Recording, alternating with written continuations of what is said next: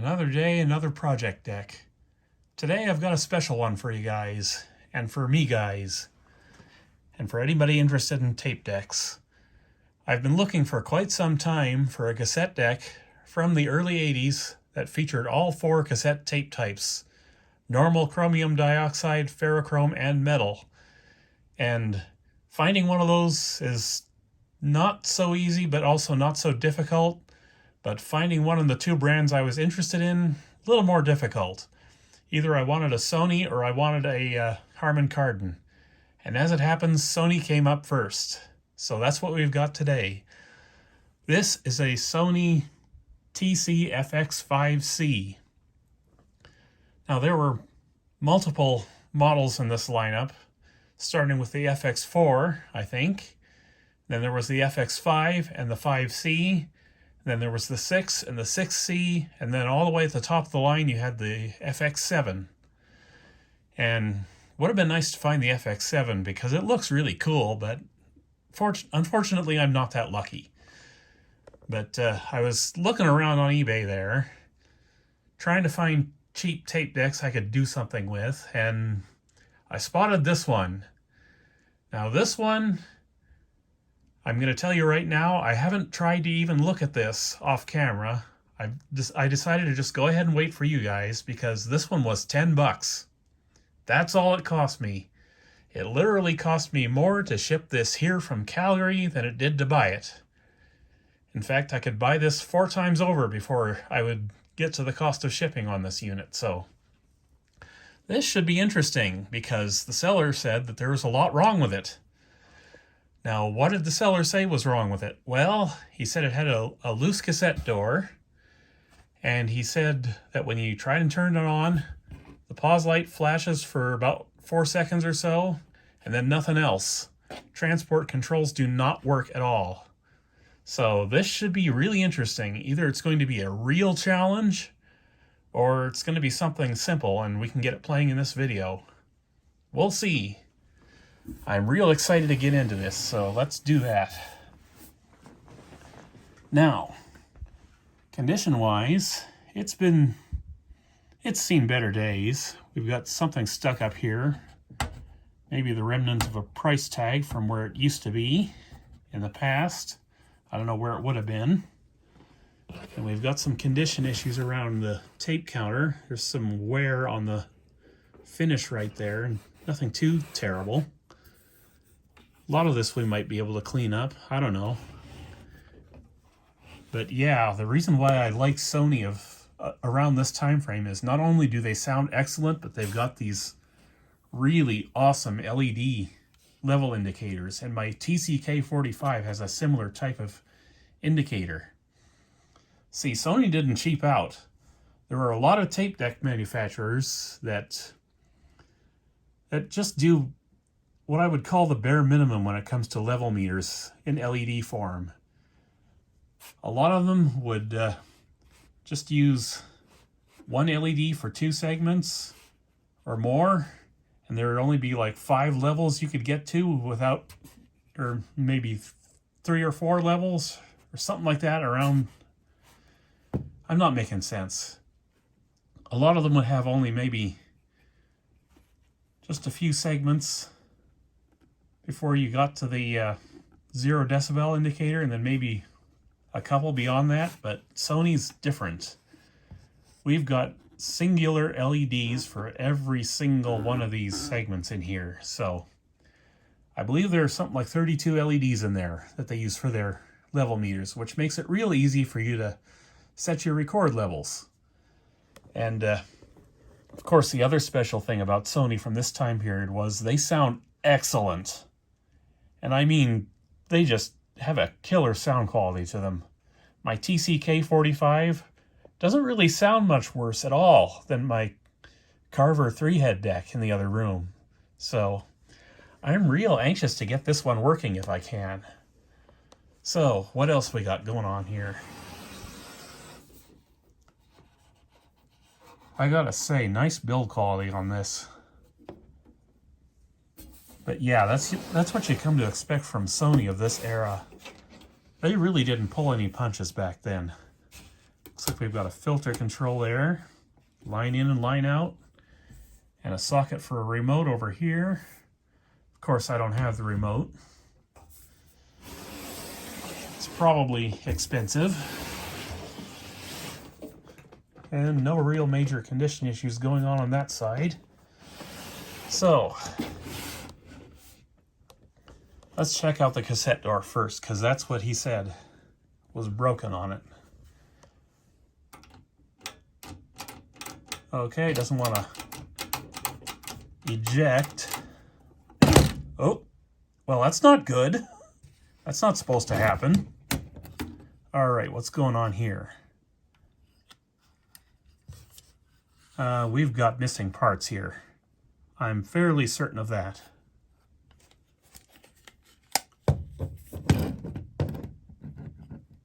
I wonder if there's something broken off here. It looks broken off. Interesting. Let's look inside the transport here. If I can get you in there. All right. Yeah, there is a bunch of stuff missing here. You see this little, there's this little round socket back in there. That's for a plunger. That's supposed to dampen the cassette door and keep it from flopping out like it just did. But what's interesting to me is that there are clearly pieces missing from the cassette door here, intended to keep it inside. Okay, we've got this little circular hole there. I'm guessing there's supposed to be something attached to that. We've got a couple of pins here, but I don't think those are what's supposed to hold that in. Let me just shut you off for a second. We'll go get some printouts of the service manual. Because that's the first thing I did when I saw this thing sitting there for 10 bucks was I made sure I could get the service manual first, because this could be a lot of work. So let me go get that real quick. All right, here we go. We've got the exploded parts diagram from the service manual, and we're just going to take a look here and try to figure out what's missing. Because clearly there is a lot missing. Maybe even some stuff broken off.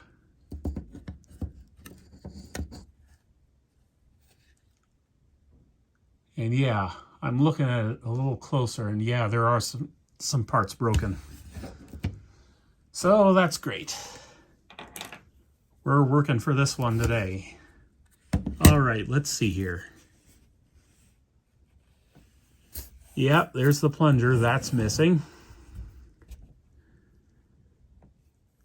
And that is missing. Or is it missing? No, actually it's there. Forget it. That is present. Interesting.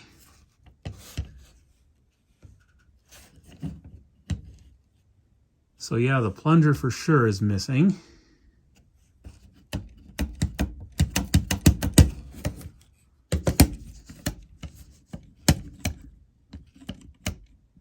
And this part is here. That would be right here, this part.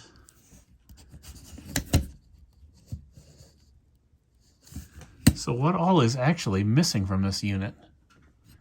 I'm going to say the pins that ride along in here to stop the door from flopping open like that are missing. And those are what's broken off, it looks like.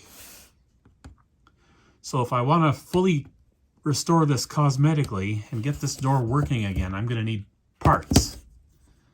At least for that.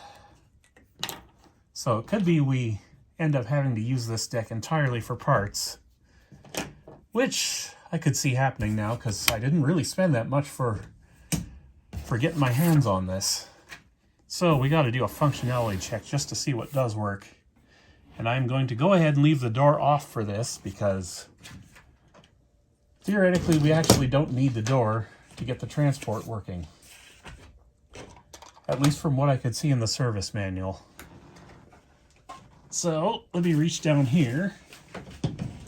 Sorry if I'm shaking you around too much. And we're going to give power to this guy. See what happens. All right, we've got power. I am going to turn the deck on now.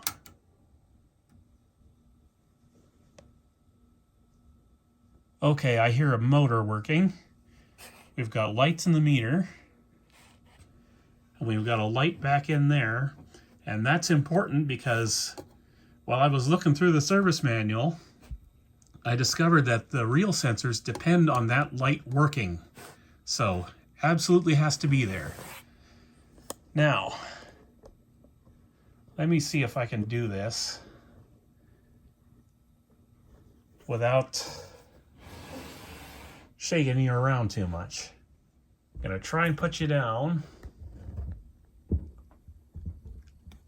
And I'm going to try and manually actuate the transport here. This should be fun. Okay, there we go. Now, there's a little tab up in here. I don't know if you can see it. Maybe now you can see it right there. I believe that's what tells the deck that there's a cassette in the transport. So let's manually pull on that and see what happens here.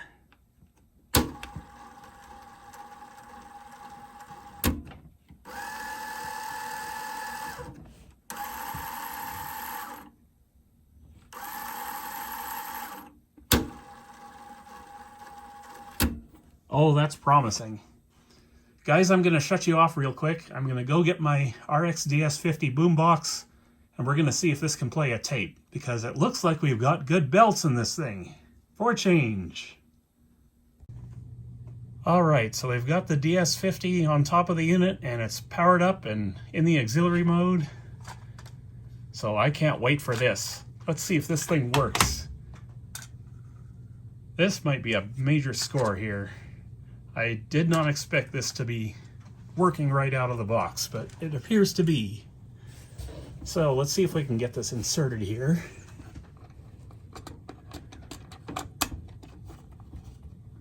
Obviously this is not going to work long term, but it should work for testing purposes.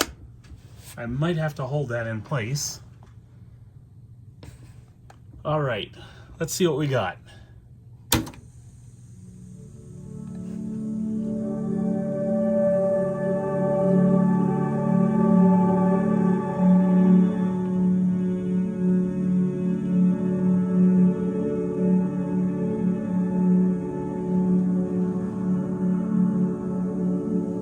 And would you look at that? It's playing. It's not playing real well, but it's playing. I think we're going to probably have to do a transport service on this. And maybe I can try and find some way to get this cassette door at least back in well enough to use. I was not expecting this. This is a major score. Even the tape counter is working. Look at that.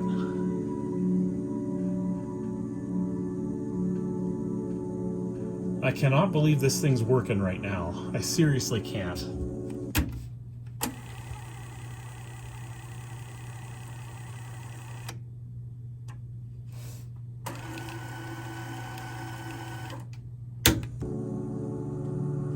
Yeah, it's perfectly functional, it looks like.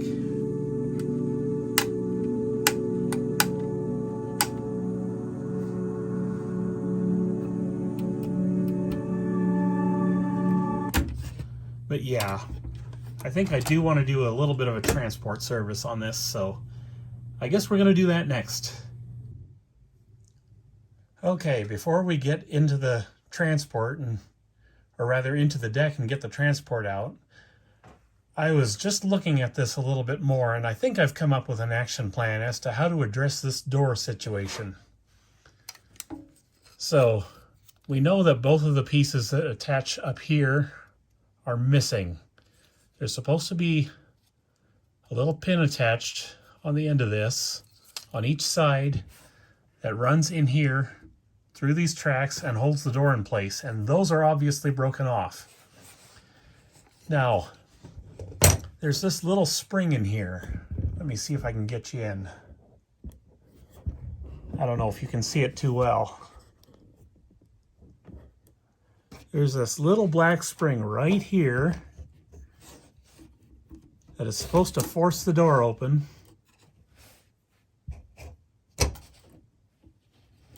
So that you can load a tape and play it.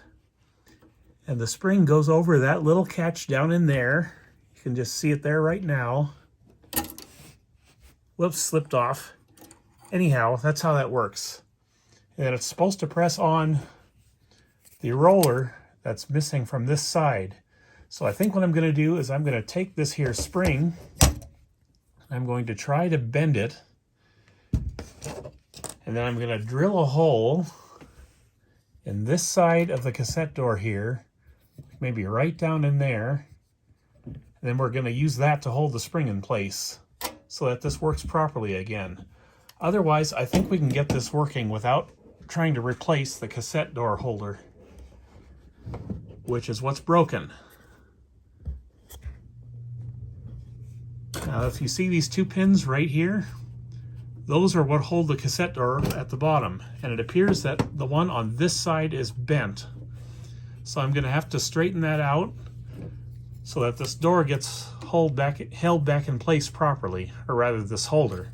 The door itself is over here off to the side. There's nothing wrong with it. There's nothing broken at all. It's completely fine. So I think we've got an action plan as to how to get this door back on so we can use this deck properly.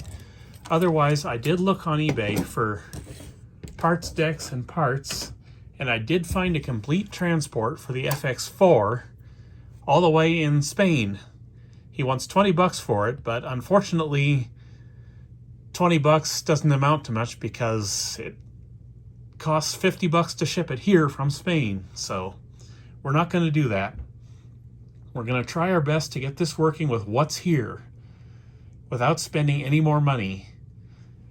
With one exception, we might have to replace the motor.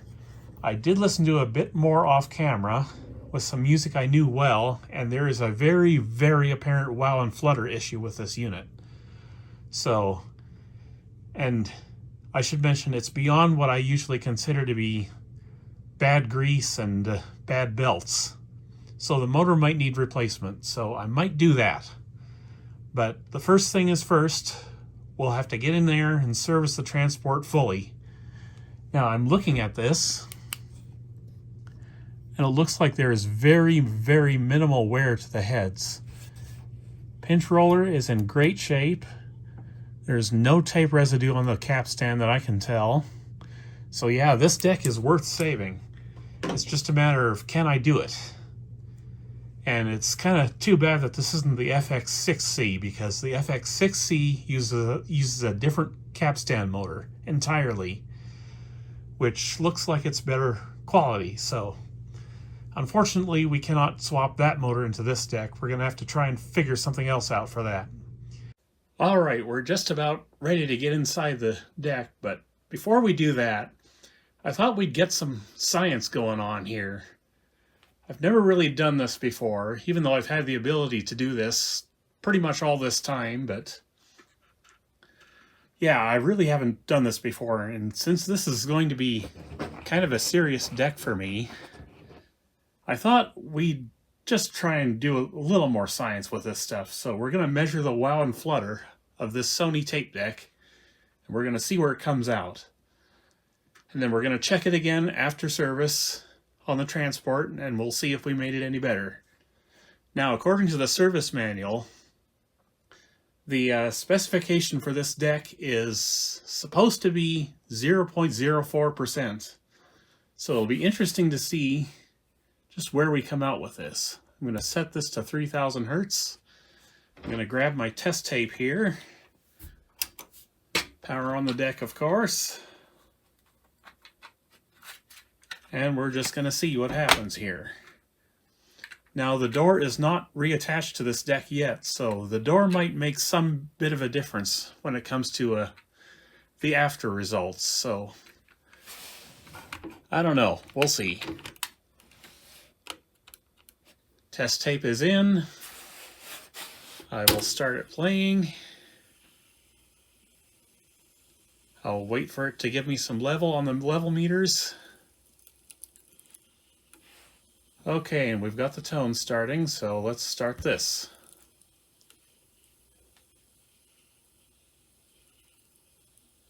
Oh boy. Did you see that? It's jumping up as far as 0.35. And you can see our frequency going all over the place up there. It's supposed to be 3000 Hertz. I'm just going to press on the tape mechanism, or the tape housing here. It looks like it's settling down now. 0.06, 0.07, 0.08. That's still above spec, but it's better than when we started here. I'm taking my hands away. We did see it jump a little bit there.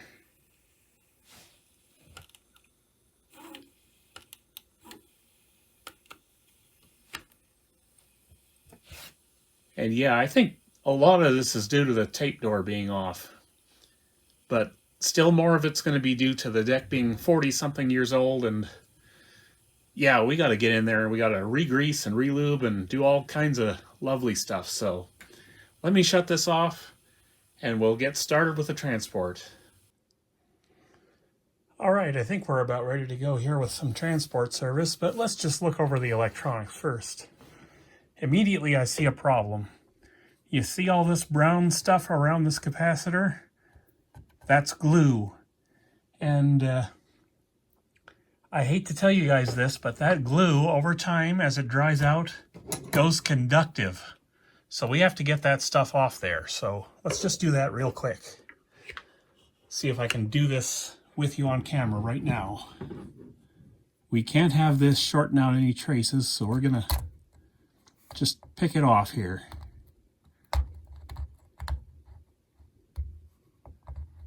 And try not to damage any traces in the meantime. Fortunately, it's not proving too difficult. It's just getting it off of all these pins is kind of important because IC501 controls the transport. So yeah, we can't have that glue on there. I'm just going to set you up on the tripod here, just so I got both hands free. And we're just going to go in and do this. And I got to take my glasses off because I cannot see.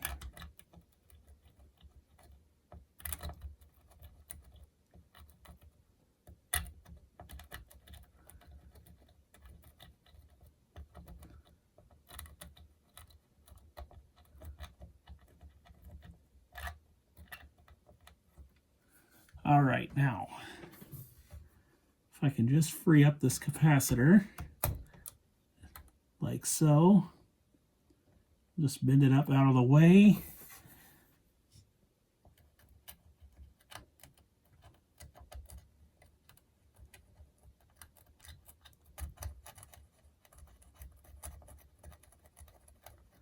And we'll just lightly scrape along here. And get rid of any potential problems before they start.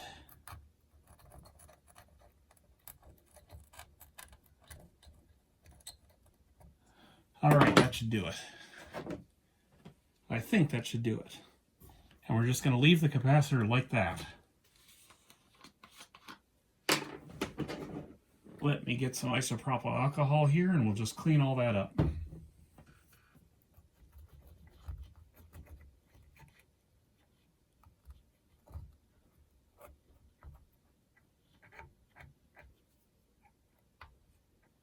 All right, that should do her. Now we've got more of the same up around here. So I'm just going to check those areas as well. and clean them up real nice.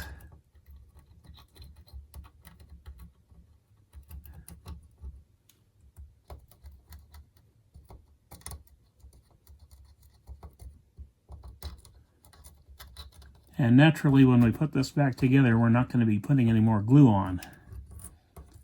It's really not necessary. We don't want to scrape the enamel off the surface of the circuit board. We just want to get rid of all this nasty old glue.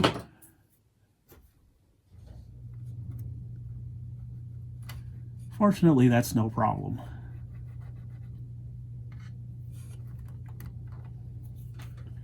All right, there we go.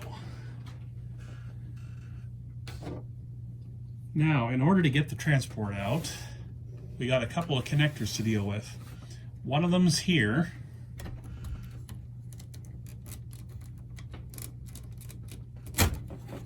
Just unplugs like so. And then the other one is under here, so we got to get down underneath the circuit board to access that.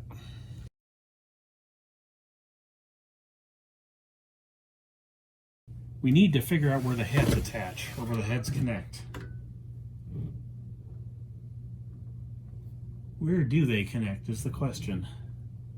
I do not see the wires.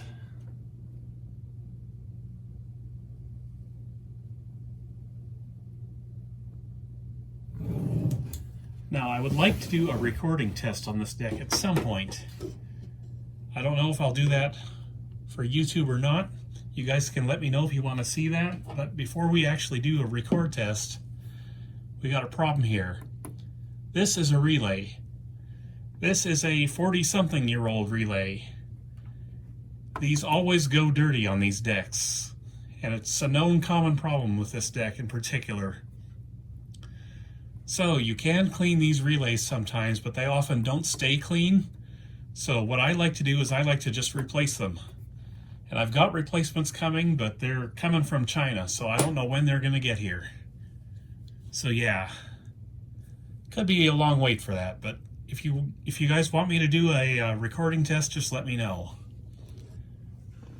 Now I'm going to zip the bottom cover off and try and figure out how to get these head connections undone. All right, here we go.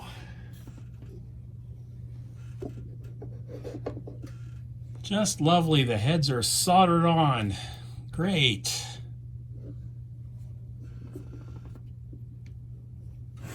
Well, I might not be doing the transport service with this thing very far from the mechanism,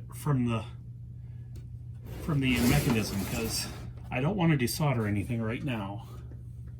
I just don't. It looks like we've got more than enough slack in these wires that I can pull the transport out and put it over here. So that's what we're going to try to do, I think. So I guess that means we got to get the top screws out first for the transport.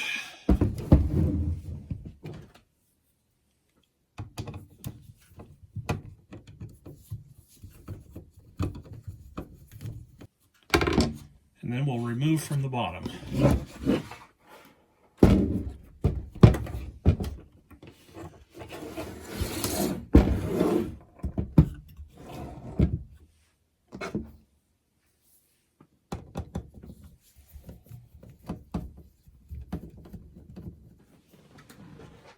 Now this is why I'm not shooting with my 13 Pro Max.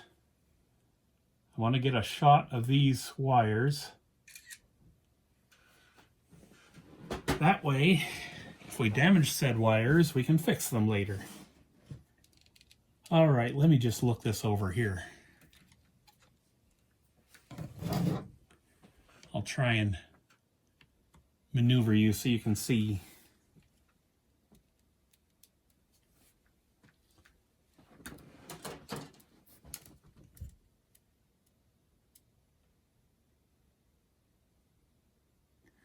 Yeah, this really doesn't look like it's got too much wear on it at all. So we should be able to give this a nice long life after this. But first things first, let's go ahead and clean the heads. We got them right here, might as well do them.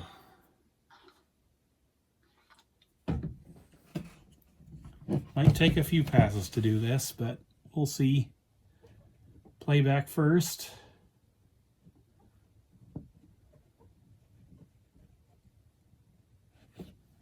And yeah, as expected, there is barely anything on there.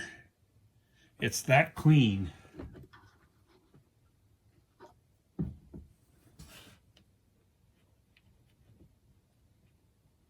This deck was well cared for before the door broke, it would seem. And yeah, once again, nothing on the Q-tip. So that's good.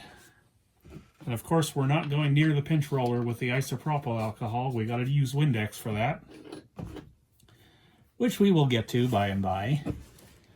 Now we got to get this cover off. It's just clipped in.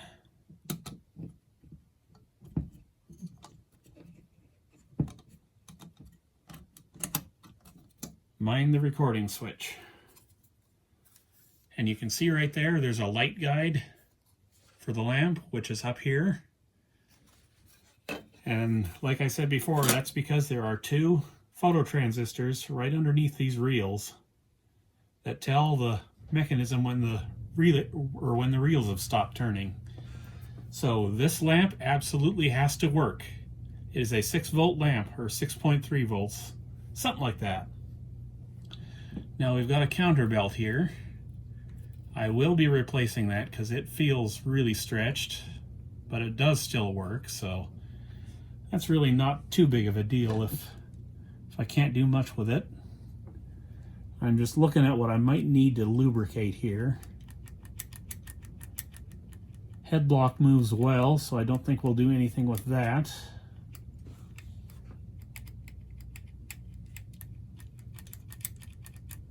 As long as that moves well, I'm happy. Might have to lube up these reel tables. This is the idler assembly that connects to the second, or to the reel motor back there. I don't see any broken teeth, which is always good, especially when it comes to this type of mechanism. So let's turn it around, or turn it over. And we gotta have a look at this belt and see how bad it is. I wonder if it's gonna be possible to take this plate off without desoldering these wires. Who knows? We will find out. I guess I'm gonna have to free this up too, because we need the access to that screw. And what kind of a screw are we dealing with here? Looks like a clutch screw. Never seen one of them before, but I think I've got a bit for it. Of course, we can always just use a slotted screwdriver to get that off. That one's a bit big.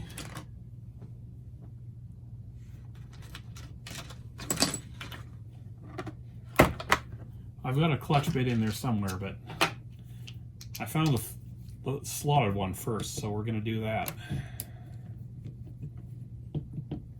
Now from the service manual, I know what the specs are for this belt. It's supposed to be a 7.0 internal circumference. So when we do the belt stretch test, we're looking for 3.5 inches. And we'll see if we get that. I'm betting we don't. This thing's running so slow that, or not slow, with so much wow and flutter that it wouldn't surprise me if it's way, way off.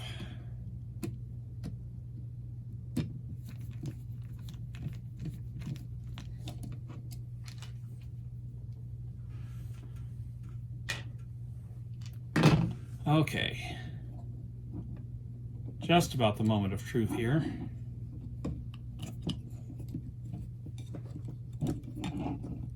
Belt is off.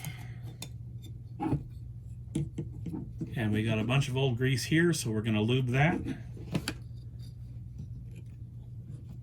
And look at this. Nice big beefy flywheel. It's turning well, but we are going to lube that for sure. All right, let's see what we got for the belt. Moment of truth.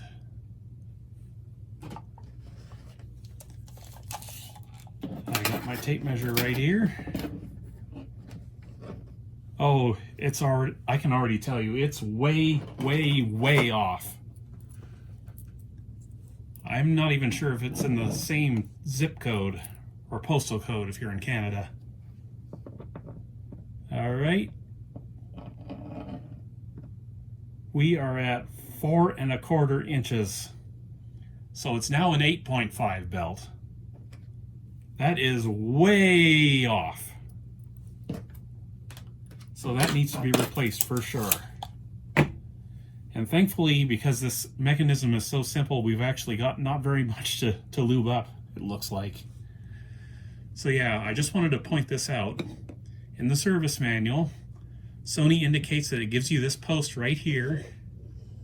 Try to get you to see it here. This post is for holding the belt while you reassemble the mechanism. So that's very nice of them. Now I gotta pick a new belt here. See if I can find one. That might be a little small, but we'll measure it. Huh, it's not small at all, it's perfect. So yeah, they want a good bit of stretch going on here, it looks like. So I will set that to the side. Now, let me just get my finger under here, just in case we've got an oil seal that falls off. We'll just pull this off.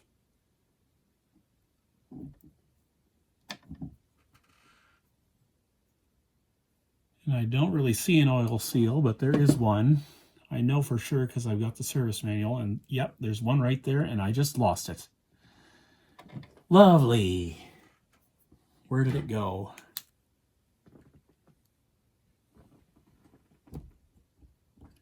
It's in there somewhere. It'll turn up. There it is. We found it. Right there.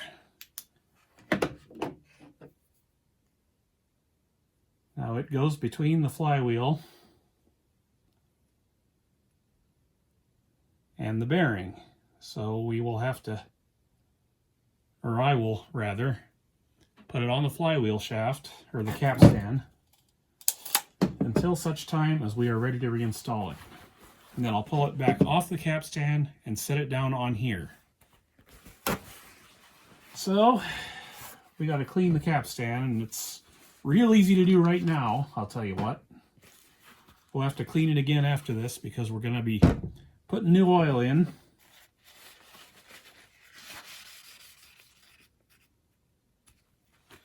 Let's see how dirty this is. There's a little bit of smearing material up there, but this is one clean capstan. This deck was really well cared for, it looks like. And we're also going to go back in behind here and clean there. Because like I said, we're re-greasing that whole assembly. And we might as well do that now while we're thinking about it.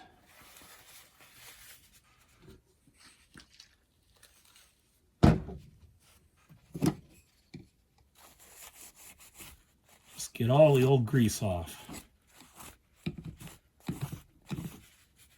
And then we'll go in with new lubriplate. And then hopefully we won't have any more wow and flutter issues. But speaking of, we need to check this motor too, because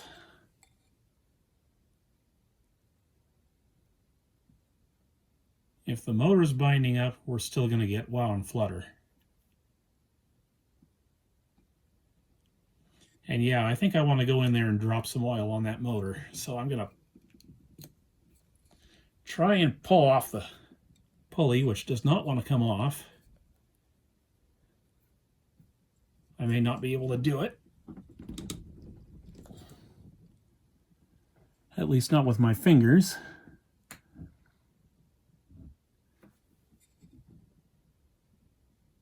So I'm going to leave that pulley alone because it's threatening to break on me if I try and pull any harder. What I'm going to do is first I'm going to clean the pulley off because there is some belt material on it. Not much, but some.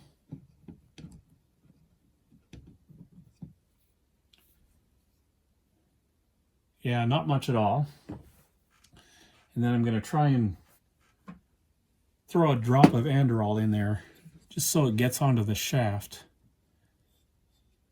This might actually be easier if I pull the plate off the motor.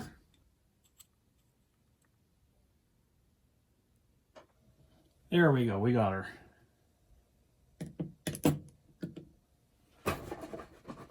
And we're getting oil everywhere we don't want it to get. So I'm just gonna clean that up. Shaft is turning better now.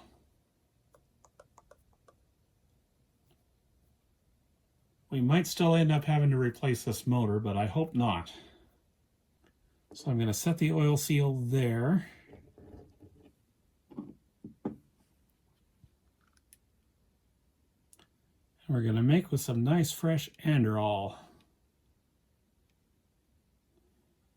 3 drops ought to do it. Actually, that ought to more than do it, but who's counting? Now if I can pick up this oil seal, I'm going to stick it on the very end of the capstan. And it just fell right down on there. Fell down on there too far, in fact. I want it somewhat loose so that we can go down like this, pulling the wires out of the way in the process.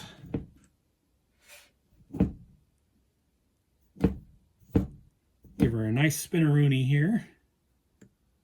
Looks like it's well lubricated, which I would expect. So hopefully our wow and flutter issues are gone now. Now the next thing we got to do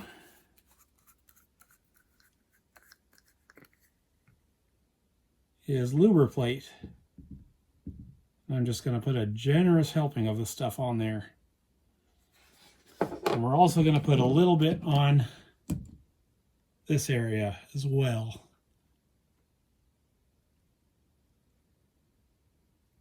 Because that's where all the old grease was that we cleaned off. I gotta say, this transport has been a pleasure to work on so far, compared to some others I've worked on. Okay, so that's good. Now I'm going to glove up, which I should have done already at the start of this, but I didn't. Now we're going to follow Sony's instructions and loop it over the keeper down there. I hope you can see it. Looks like you can barely see it. Let me just do that.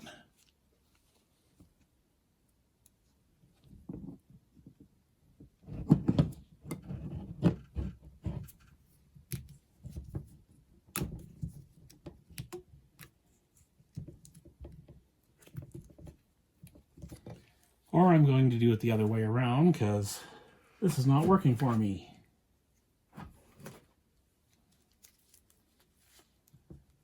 Put it over the flywheel first.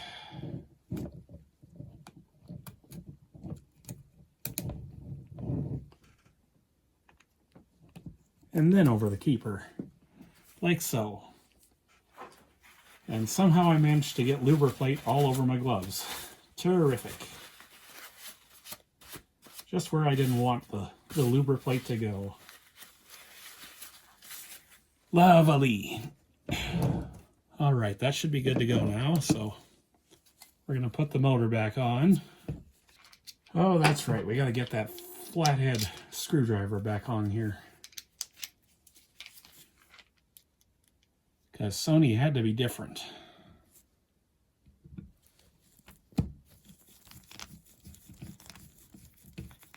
And you might have noticed me turning the screw backwards at first. That's so I could seat the thread in these plastic threads. That's how you do that. It keeps those plastic threads from being stripped out. I've mentioned that before in a couple of videos. It doesn't hurt to mention it again.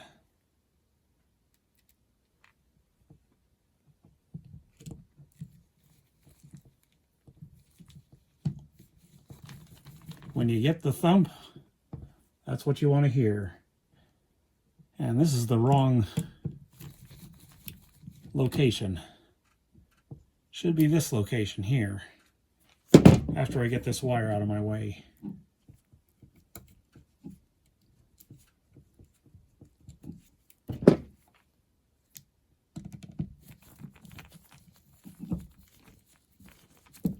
Again, run it back till you hear the thunk. That's how you know the thread is seated. Like so. Let me just bring this wire up around here. That way it can be held in place. All right, should be all good to go. Now we just gotta come up top here, and we gotta hook that belt into position. I don't know if you can see it. Oh, I've got it set up in there. It's around the keeper Sony gave us. And I'm going to go get one dental pick, and I'll be right back. All right, time to reattach the belt. And you got to be careful with these dental picks, especially the one I'm using now, because it's got a little bit of a pointy end on it, and you don't want to nick the belt.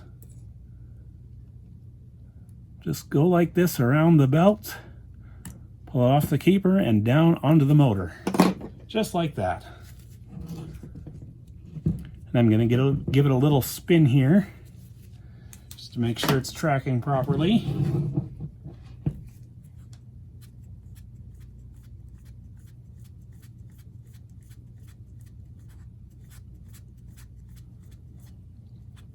It should be on the middle of the pulley, but it's not riding there for some reason, which I find interesting.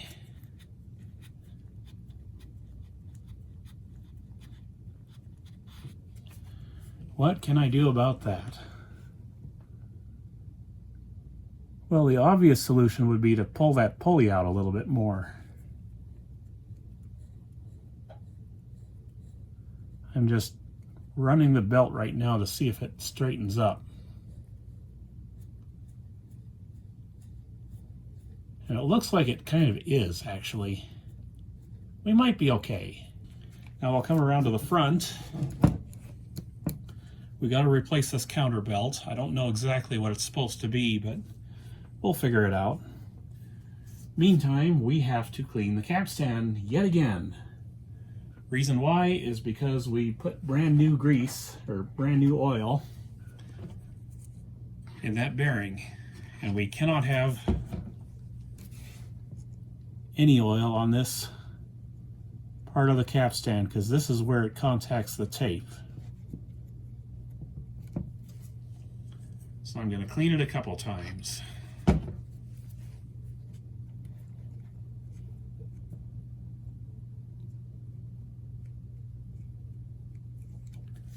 Don't want to use too much because there's no oil keeper on this side of the transport mechanism.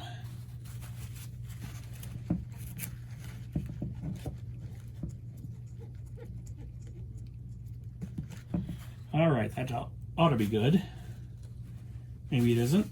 We'll see as time goes by. But now we are going to clean that pinch roller. And we are going to do that using Windex, because we don't want any harsh stuff going on with this rubber. I was just checking there to see if my glove is clean before I start getting in here on this.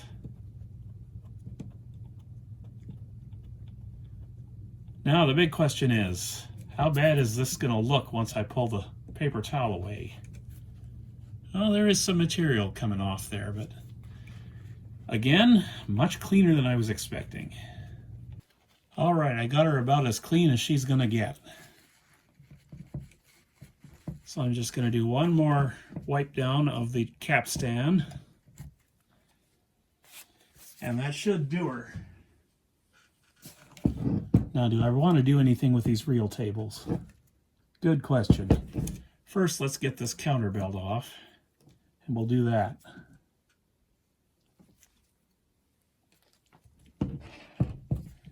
And yes, it is a good thing that I ordered the smaller belts, because my 1.2s are a little bit big for this kind of dealie. So what do we have here? I'm going to do this one in millimeters because, well, I'm Canadian. Rather Canadian now, I should say. Okay, 4 inches. Or, I say millimeters because I'm Canadian, and immediately I do inches. Whatever. 100 millimeters. So we got to subtract 10% from that, so we'll go with a 90. If I can find one. Get into my new belts here.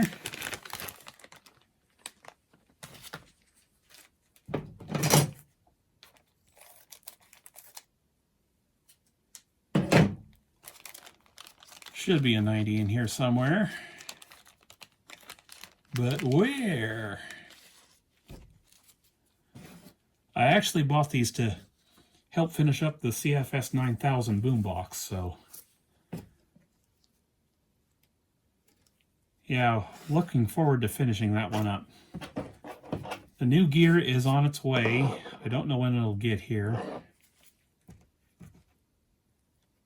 but it will get done. I hope. All right, so that belt's all set aside.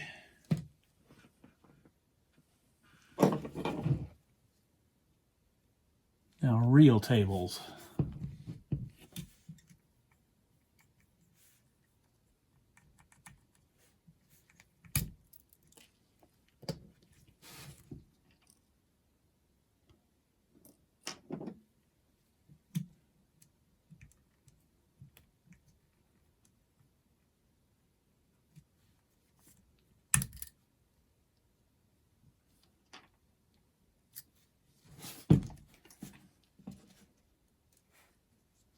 Okay, so the caps are clipped on with a couple of springs underneath. So we'll just set those to the side. Now it looks like there are a couple of really tiny washers in there.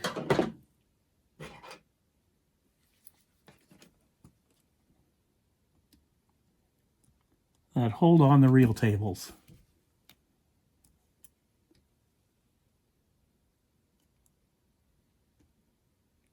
Hopefully they're split washers like we encountered with the Carver deck.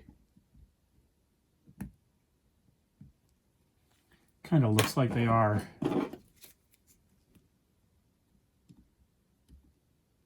I gotta get some more light on this.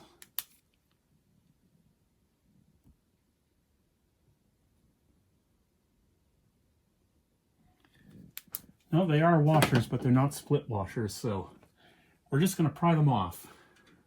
All right, we got one off. And there we go, we got a reel table off. I just got to do the other one and we'll be set. I don't know if they intend you to use grease or oil on these shafts. I think either one would work. But when I did the Carver, I used grease alone. Let's do the reel tables, I said. It'll be fun, I said. All right, they're off. Now, yet another Q-tip.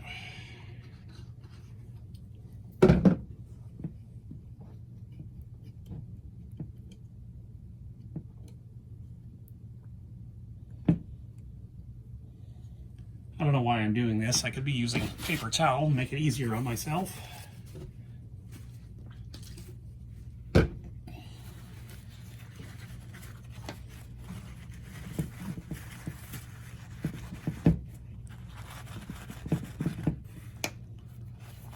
Did get some junk off there, so probably good that we're doing this.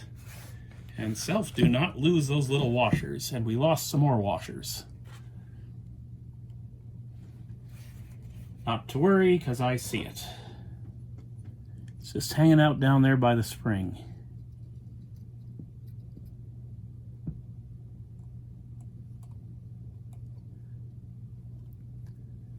And you might be asking yourself, is that grease down on that spring right there? Yes, it is. I believe Sony put that there on purpose to make that spring quieter. But we got to stay away from that because we're working on stuff that needs to be lubricated. Now, when it comes to lubing these two shafts,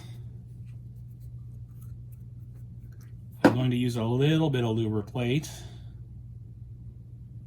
Not much.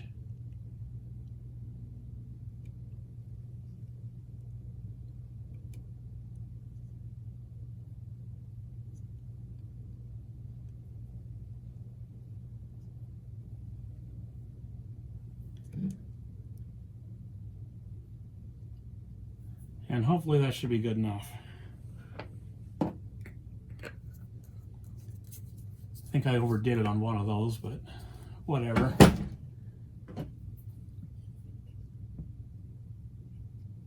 I'll pull a little bit off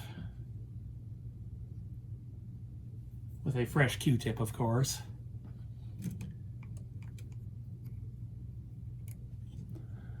Oh, that's right, we got brakes to worry about here. And a spring that just tried to escape. Where does that spring go? I don't know. I'm going to have to find out here. So I will be back once I consult the service manual. Alright, here's where we're at. I decided to try and get these reel tables reinstalled without you guys off camera.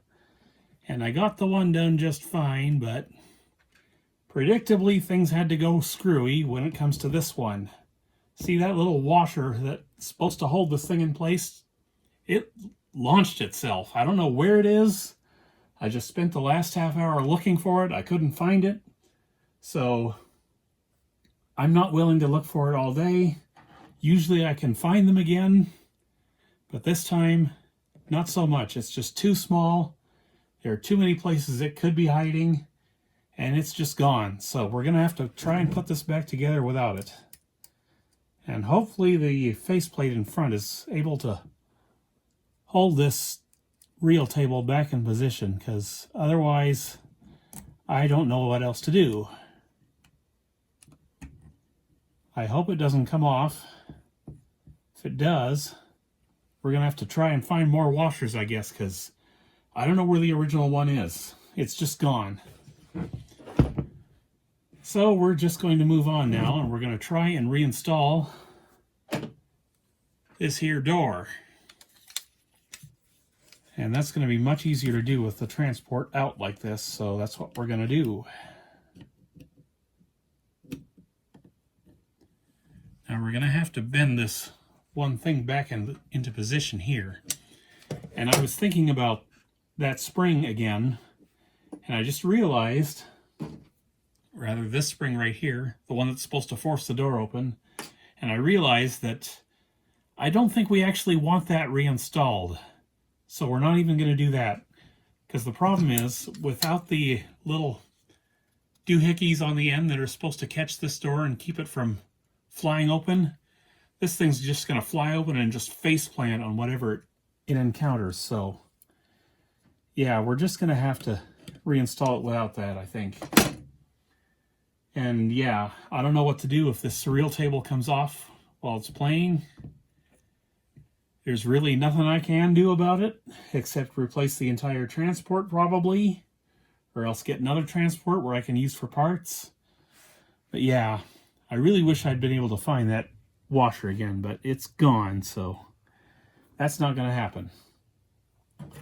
So I guess what we're going to do first is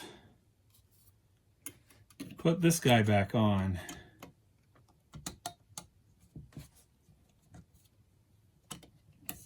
If we can get it back on.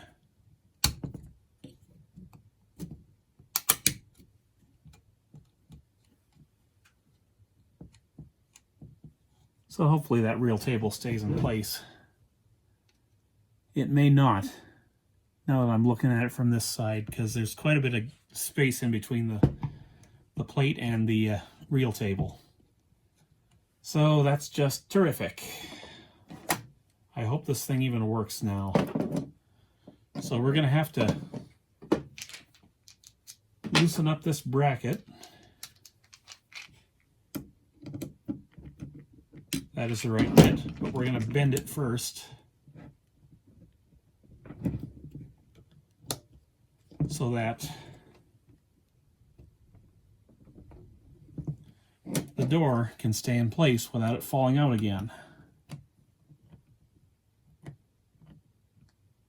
And I think that's just about got it. So we're going to loosen up this plate.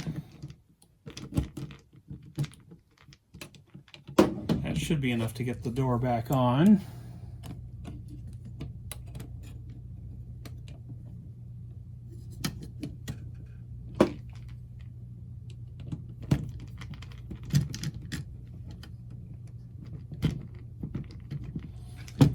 And hopefully it'll stay on now.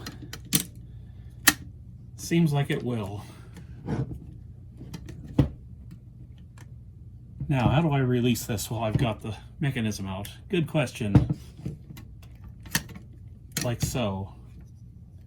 So yeah, we're just going to have to be careful in the future when ejecting tape. So we got to catch this door every time it comes down. Otherwise, pop goes the weasel. Now, I don't know, do I want to spend more time looking for that little washer or not? Because I think we're just about ready to put this back together and test otherwise. Yeah, I'll look for the washer some more. All right, folks, we're making progress. I can't believe I'm saying that, but we are. Now, I did not find the washer that was supposed to be on here. However, don't know if you can see it, I did find a replacement washer. Now, this replacement is a split washer, so theoretically it's going to be easier to deal with next time, if there ever is a next time. But I'll show you what actually provided the replacement here. This is actually an old AudioVox dealer option car stereo that they offered for Chrysler products. It was the only time AudioVox was ever used in a Chrysler vehicle, as far as I know, was for the dealer options. And those things are junk, so I don't mind having destroyed that thing just to get parts for this Sony tape deck here. So what I did was I found that split washer, and I also found this tiny little E-clip right there. And I was going to try the E-clip if the little split washer didn't work, but fortunately I think the split washer is going to do the trick. So maybe now we can finally put this thing together. As you can see, I actually took the door back off again just so we could get that installed. But yeah, I think we might have just saved ourselves with that. So thank goodness for me and my hoarding, because otherwise that would still be a problem. And I would have had to buy new transport for this deck. Fortunately, I don't think we're going to have to do that, and I'm going to have to save that little tiny split washer, and I think I'm also going to save the mechanism out of that AudioVox, because clearly it's come in handy, and I didn't want to get into my Chrysler Infinity decks for such a thing. So yeah, once my hands stop shaking now, we'll finish putting this thing back together. So yeah, if you're servicing one of these and you're nervous at all about those teeny tiny little washers on the reel tables, don't bother with them. Because, man, that was at least a couple hours just trying to find a solution to that. So, fortunately, I did find one, and we are able to keep going. So, I will reinstall this for the second time. And we will reinstall the door for the second time, which is over here.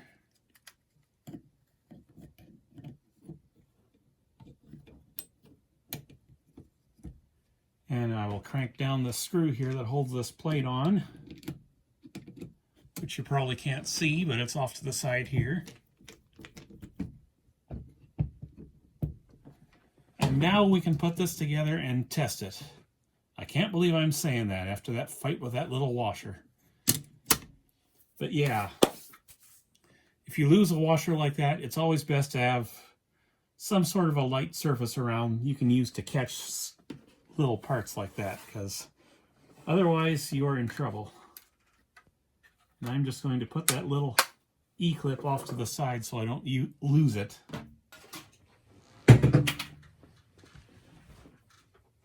So here's the AudioVox mechanism. Where I got that little split washer from was from this little gear right there. Let me get something to indicate. It's from that gear. And then the E-clip came off of this little arm here. So yeah, looks like the AudioVox had a real bad cassette belt problem, because these belts are, or this belt is really awful.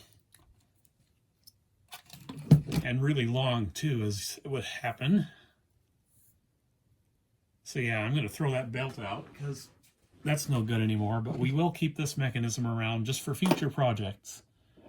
Because I think we got at least one more split washer up here. Yes. And there's probably a few more E-clips in there too I could probably use. I'm not going to reinstall that E-clip because I've already got it off, and E-clips are terrible to reinstall. So yeah, really not the best quality tape deck here. So if you had a Chrysler back in the day, it's quite frankly better to just go get an actual OEM Chrysler deck rather than get one of these dealer option pieces of crap, because this is not impressive at all to me. Anyway, enough of that. Sorry to bump you there. So what's next? Well, I think I'm done, so we're going to reinstall and we're going to test. And I'm going to do the reinstallation off camera, so I'll see you when we're ready to test. All right, we should be ready to go here, I think. I've got everything powered up now. The transport's making quite a bit of noise, so I'm hoping that belt isn't too tight now. I'm kind of worried about that now, but whatever. Now, where did I put my alignment cassette? Here it is.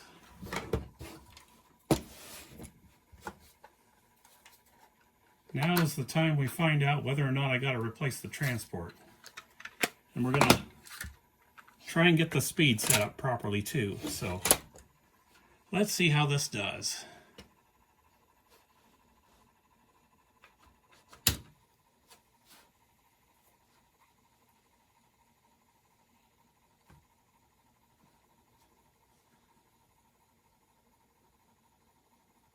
All right. Speed is low, and we've still got a lot of wow and flutter going on, which is just terrific. Let me see if I can bump up the speed here. Now I've got this, not that one. Where the heck is the one I got prepared? I've got this screwdriver set up just to do this speed alignment, and you got to be careful.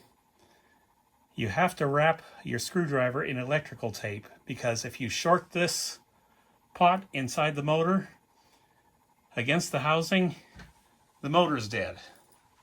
So you might not be able to see me do this,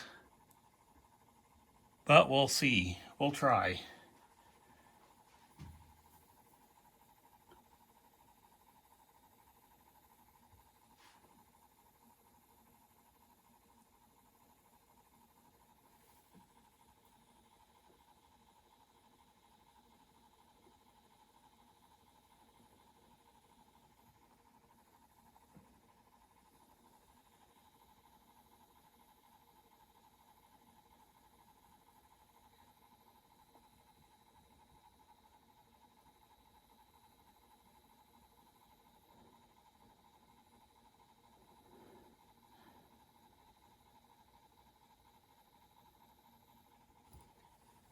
No, it's not working.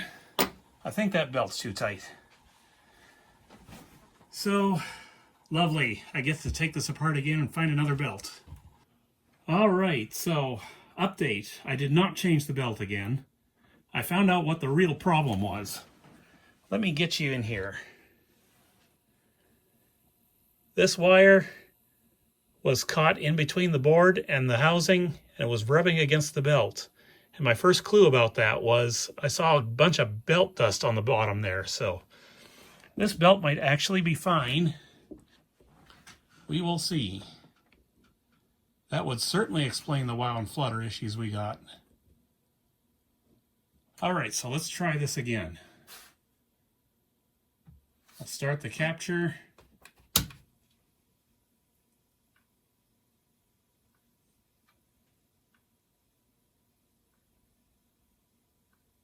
Still kind of high for the wow and flutter. And we're running low on the motor speed. Let me see if I can do something about that real quick. Don't know if I can, but we'll try.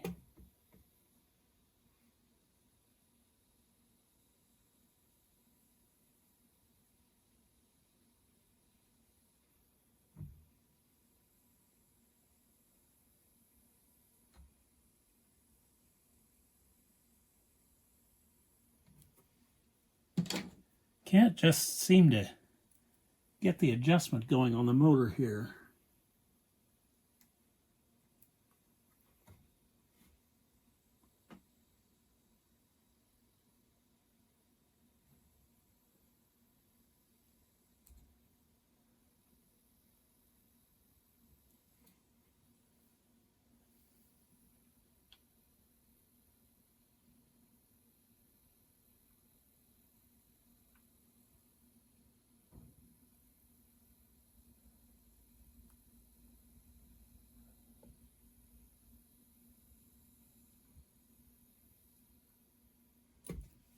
There we go.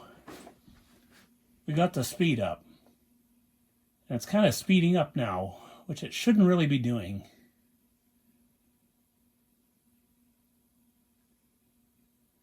We'll let it run for a while and then we'll see if we can get the wow and flutter to stabilize at a better value. Okay, so I got the speed dialed in a little bit better, but unfortunately the wow and flutter really is not improving very much. We're still getting around 0.2 or so. And as for causes of why it would be still doing this after a full service like I just did, the only thing I can think of is that the motor needs replacing. I mean, it is 40-something years old, but look at this. It's still fluctuating quite a bit on the speed, so I don't know if we're going to be able to get much better than this from this deck until that motor is replaced. And I'm not really sure if I even really want to replace that motor at this point in time, because, well, 0.2 is not great, but at least it's not wavering the way it used to. I don't know if you remember watching the values before, but I probably don't, but I think we were getting up to 0.45 or something like that, and it was just going up and down like crazy. And this might improve over time, it might not, I don't know. All I know is I did everything I possibly could for it with the stuff I have on hand. So the other thing that could be causing this is the pinch roller, but I don't know. Getting a new pinch roller might be a little interesting. I suppose we could try that first. Maybe I'll see if I can find one. Anyhow, I think that's going to be it for today. I'm going to shut all this stuff off now, and then we're going to play some music on this deck. I'm going to raid my stash of really old stuff from the 80s that nobody plays anymore, that should not get any copyright strikes, so let's just see how it sounds. Okay, so before we go ahead and get started on the listening test of this unit, just one more quick update. I ended up going back to check the service manual again, and unfortunately my suspicions were confirmed. I did indeed use the wrong belt for this unit. It's supposed to be an 8.0, not a 7.0. So the one I used was just a little bit too tight. However, as it turns out, I don't actually have any more of the correct belt. I don't have any 8.0s. I've got 7.0s and 9.0s. That's it. So what I did was, I tried this one. This one's a 9.0. I got it in there. I measured the wow and flutter, and it came in at 0.24% instead of 0.17. So this deck very clearly wants the tighter belt. So I've gone ahead and I've swapped back in the 7.0, and it's going to stay in there now. Even though I've just ordered yet another set of belts for future projects, I've decided that this is where this one's going to end. It's a $10 deck, guys, so I really don't see the point of spending a giant pile of money or time doing too much more to it. Now, I might change my mind on that, because like I said, I do have the relays coming for this unit, and I'd like to do a recording test.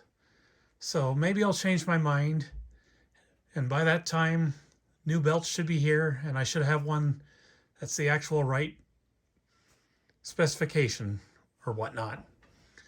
But I was also looking in the service manual under the wow and flutter specification again, and it did say 0.04% was what it's supposed to be. However, what I didn't notice was it gives you a tolerance of plus or minus 0.14%. So if you add 0.14% to 0.04%, suddenly you've got basically the number we got during testing with the 7.0 belt. So this machine is officially running in spec right now. So that's it. We're going to leave it there. Now, I'd love to get it back to 0.04% like the service manual wants me to do, but I have some thoughts about that. What I might do once those relays come, before we do our recording test, I'm thinking I might recap the capstan motor drive. I do have the parts for that, so no need to spend any more money there, so we might give that a try. So, all right, that's enough. This has been a long enough day. Let's get things set up here, and I'll show you how well it plays back. See you next time. Take care.